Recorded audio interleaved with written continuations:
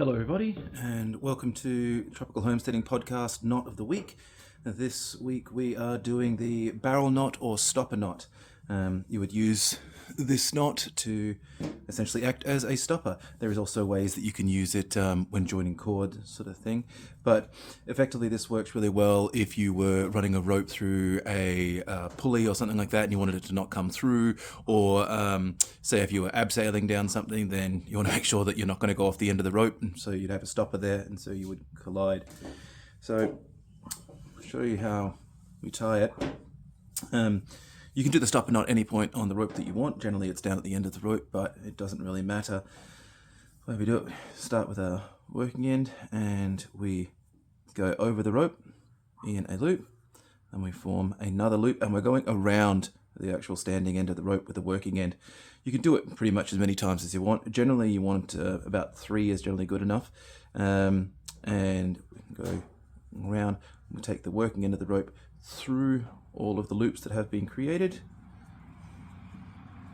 and pull tight. Now you can see here that this is clamping on and it's just cinching around the rope, and it creates a nice, neat, clean barrel knot that you can use as a stopper. Alright, so just following on from what I was saying about how you can use this barrel knot to either join 2 ropes or 2 ends of the ropes, I have a setup here. So essentially what you would do to do that is you would basically do the barrel knot, but you would also encapsulate another piece of rope within inside it. So basically we've got a piece of rope here and we have the end of our rope. So in order to get the end of the rope that you're trying to connect to, or the end of your own rope, you would basically just do the barrel knot again. So we've got our working end here, we go over in a loop. Now all we're doing now is we're doing the barrel knot again over itself, but we've also got another rope in the middle. So we go over, over, and then through those loops we've created, we cinch up, and now you see we've got that same barrel knot, but now it just happens to have a rope inside it.